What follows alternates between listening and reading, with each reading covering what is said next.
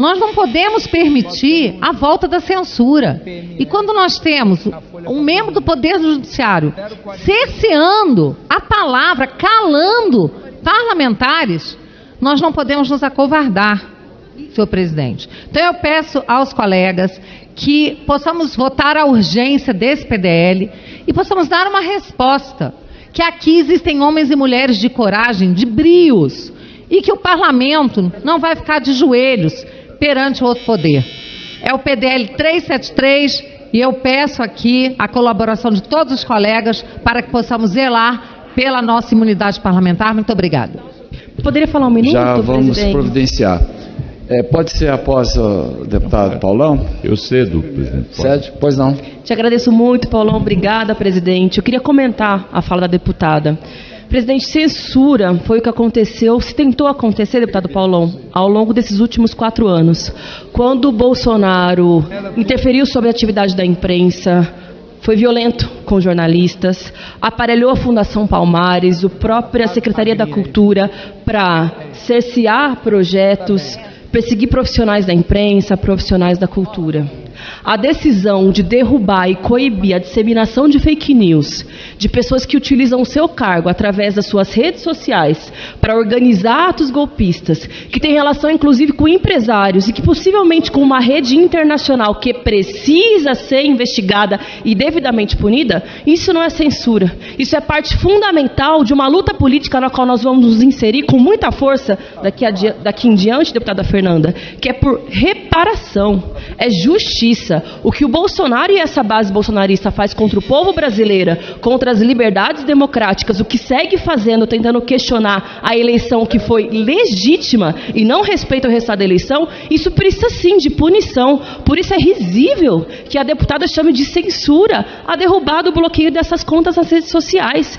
Imunidade parlamentar não pode ser imunidade para cometer crimes contra o povo brasileiro, contra as liberdades democráticas, para organizar atos golpistas. Ditadura nunca mais, a gente diz é para eles. Eles que ficam aqui exaltando o torturador, eles que quiseram o tempo todo fechar o regime e felizmente foram derrotados pelo povo brasileiro, que preza sim pelo seu direito de lutar, pelo seu direito de seguir organizando e que está cansado dessa política de morte, de autoritarismo que é a política bolsonarista. Por isso, foi uma decisão correta e o que a gente precisa é avançar numa legislação que combata de forma sistemática as fake news. E esse PDL, a gente sabe, não tem condição nenhuma de ir adiante, porque ninguém vai proteger bandido. Senhor presidente, tecnicamente, orçamento é um instrumento para prever a receita de tributos de um país, por um lado, e, por outro lado, prever a alocação, os gastos desses recursos arrecadados. Infelizmente, no Brasil, por decisões político-legislativas, o orçamento virou outra coisa. O orçamento no Brasil passou a ser o instrumento de discutir como você vai gastar um dinheiro que você não vai arrecadar. Esse é o debate orçamentário no Brasil hoje. Porque 95% do que o Estado brasileiro arrecada tem alocação obrigatória, imposta pela legislação e pela Constituição. Apenas 5% é capacidade de investimento. Desses 5%, nós temos recursos que têm natureza que nós podemos chamar de semi-obrigatórias, porque não são despesas obrigatórias, mas são despesas que o Estado brasileiro não pode deixar de arcar. E toda vez que nós entramos num processo de debate orçamentário, o que nós discutimos é como gastar a parte dos gastos que não cabem dentro do orçamento. Isso é a distorção do debate orçamentário no Brasil, e é uma distorção que precisa ser corrigida por uma decisão política responsável com o presente e com o futuro das contas públicas, mas, consequentemente, responsável com o futuro do país. Vejamos o que nós estamos discutindo agora. Esta casa tem o dever de aprovar a PEC de transição, porque foi esta casa que aprovou no período de vedação eleitoral uma série de gastos que não cabiam dentro do orçamento público de 2022 e que, portanto, comprometeu as contas públicas para o futuro. Mas nós precisamos ter absoluta responsabilidade no trato da PEC de transição. A peça orçamentária encaminhada pelo governo federal já estabelece um déficit primário de 65 bilhões de reais. Nós precisamos de mais 52 bilhões para cumprir a promessa do presidente Lula de manter o auxílio de R$600, porque o presidente Bolsonaro colocou no orçamento o auxílio de R$400, e precisamos de mais 9,7 bi para cumprir a promessa de ganho real no salário mínimo, prevendo um ganho de 2%. Ou seja, nós temos 127 bilhões de gastos fora do orçamento, acima do que nós arrecadaremos nesse ano. E por que eu digo que nós temos que ter dupla responsabilidade com a PEC da transição?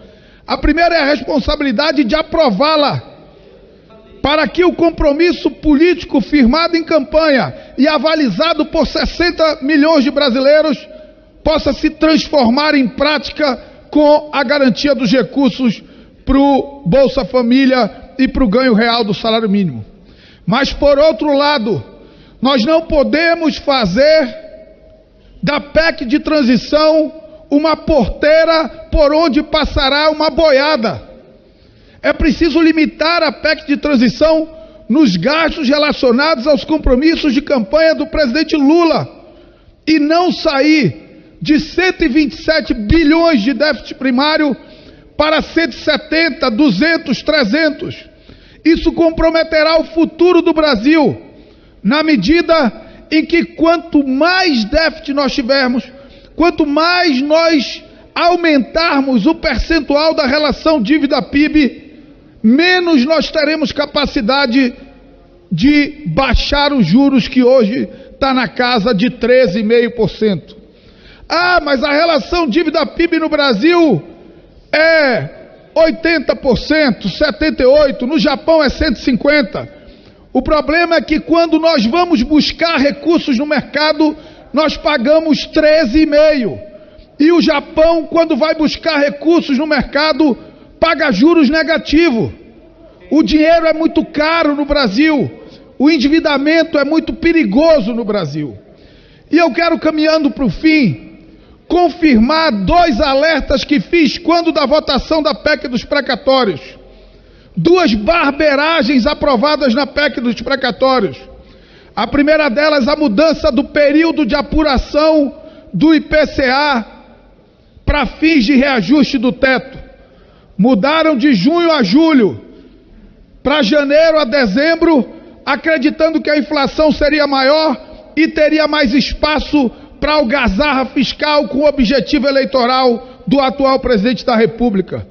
Acontece que mandaram no orçamento uma previsão de reajuste do teto com 7%, e o Boletim Focus, publicado anteontem, tem previsão de 5,3% de janeiro a dezembro, o que significa que o teto previsto no orçamento será menor ainda na prática quando da apuração da inflação de janeiro a janeiro.